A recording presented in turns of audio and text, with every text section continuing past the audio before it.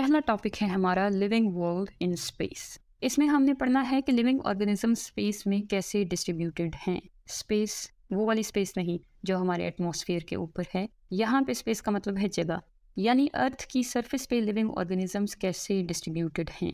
बड़ी सिंपल सी बात है, इतना तो आप जानते हैं कि लिविंग ऑर्गेनिजम्स जब से इस दुनिया में आए हैं वो इवॉल्व कर रही हैं, रिप्रोड्यूस हो रही हैं। पॉपुलेशन दिन ब दिन बढ़ती जा रही है, तो जाहिर है उस बढ़ती हुई पॉपुलेशन को स्पेस की ज़रूरत है, जगह की ज़रूरत है। लिविंग ऑर्गेनिज्म इस दुनिया पे फैलते गए और हम अगर आज देखें तो इस दुनिया की कोई जगह ऐसी नहीं मिलेगी जहाँ पे कोई लिविंग ऑर्गेनिज्म ना हो। सो अगर हम लिविंग ऑर्गेनिजम्स की डिस्ट्रीब्यूशन पढ़ना चाहते हैं इस अर्थ सरफेस के ऊपर, सो हमें बायोम को पढ़ना होगा। बायोम के थ्रू हम ये काम कर सकते हैं। बायोम क्या है? बायोम एक रीजनल कम्युनिटी का मतलब यानी एक खास रीजन में ही ये होती है। और फिर दूसरी बात कि एक क्लाइमेट का असर होता है इसमें, it is determined by a climate. और बायोम के बारे में एक बहुत अहम बात है कि हर बायोम में एक स्पीशीज़ ऐसी होती है जो इस पे डोमिनेट करती है, यानी इस स्पीशीज़ के मेंबर बहुत ज़्यादा होते हैं। क्यों ज़्यादा होते हैं? क्योंकि ये जो स्पेसिफिक क्लाइमेट इस पे असर कर रहा है, इस बायोम के ऊपर असर कर रहा है, ये क्लाइमेट इस स्पेसिफिक स्पीशीज़ के लिए बहुत सूटेबल है बाकी स्पीशीज़ की निस्बत। तकरीबन सारी ही बायोम्स में जो रिप्रेजेंटेटिव स्पीशीज़ देखी गई वो कोई प्लांट ही था, और इसी प्लांट की बुनियाद पे तकरीबन ज़्यादातर बायोम्स को नाम दिए जाते हैं। सो अगर हम पढ़ना चाहते हैं कि दुनिया के किस हिस्से में कौन से लिविंग ऑर्गेनिजम्स रह रहे हैं, तो हमें तमाम बायोम्स को पढ़ना होगा, और वो हम यहाँ पे नहीं पढ़ेंगे। आपकी बुक में इकोलॉजी के चैप्टर में बायोम्स को पढ़ा जाएगा, थोड़े से बायोम्स को, तो आपको कुछ थोड़ा सा अंदाज़ा हो जाएगा कि दुनिया के किस हिस्से में कौन सी लिविंग ऑर्गेनिजम्स रहती हैं। बस अगला टॉपिक है लिविंग वर्ल्ड इन टाइम। इसमें हमें ये पढ़ना है कि टाइम में किस तरह से लिविंग ऑर्गेनिजम्स डिस्ट्रीब्यूटेड हैं। वो टाइम जब सबसे पहला लिविंग ऑर्गेनिज्म इस दुनिया में आया था, तब से लेकर आज तक के टाइम स्पैन में कौन कौन से लिविंग ऑर्गेनिजम्स कब कब आए और उस दुनिया को इनहेबिट करते रहे।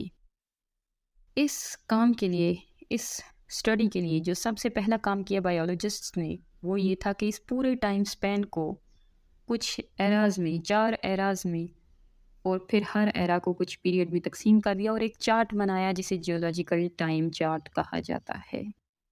इस चार्ट में मौजूद एराज और पीरियड्स के नाम आपको याद करने पड़ेंगे। बाकी इनके साथ जो ईयर्स लिखे हुए हैं वो आप याद ना करें, आप उनको स्किप कर सकते हैं।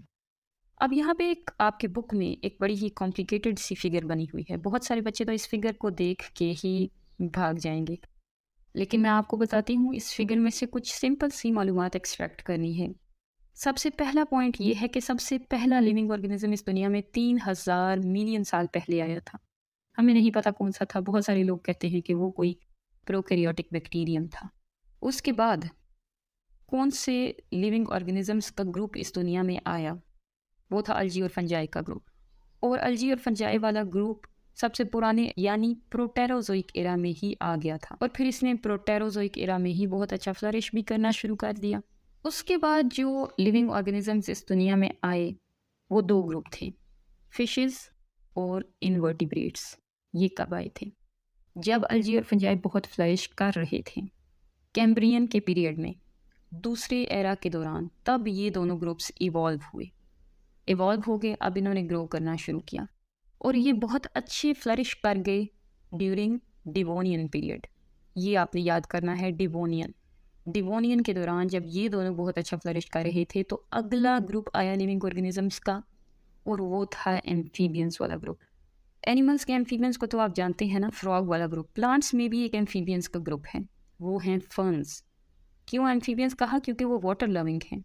डिवोनियन में ये दोनों ग्रुप आ गए, अब इन्होंने ग्रो करना शुरू किया और ये बहुत अच्छे फ्लरिश कर गए ड्यूरिंग पर्मियन पीरियड। और जब ये फ्लरिश कर रहे थे तो अगला ग्रुप आता है प्लांट्स की तरफ जिम्नोस्पर्म्स, और एनिमल्स की तरफ रेप्टाइल्स। फिर ये फ्लरिश करना शुरू करेंगे। अब इन्होंने बहुत फ्लरिश किया एक पीरियड में, उसका नाम आपको पता है? यस, आपको पता है जुरासिक। बहुत सारी मूवीज़ में आपने इसका नाम सुना होगा। ये डायनासोर्स वाला पीरियड है। इस पीरियड में रेप्टाइल्स और जिम्नोस्पर्म्स बहुत अच्छे फ्लरिश किए, और इसी पीरियड के दौरान एंजियोस्पर्म्स और दूसरी तरफ एनिमल्स की तरफ देखें तो बर्ड्स और मैमल्स इवॉल्व हो गई और फिर उन्होंने फ्लरिश करना शुरू किया। और ये जो लेटेस्ट एरा है, सीनोज़ोइक एरा, इसमें इन्होंने बहुत अच्छा फ्लरिश किया और ये आज तक फ्लरिश करते जा रहे हैं। अब सवाल ये है कि ये सारी मालूमात कहाँ से आई? ये आई है फॉसिल्स की स्टडी से। हमें पता है कि हर दौर में अर्थ की सरफेस के ऊपर एक नई सेडिमेंट बनती थी, एक नई लेयर, और उस लेयर में उस दौर के लिविंग ऑर्गेनिज्म दफन होते रहते थे।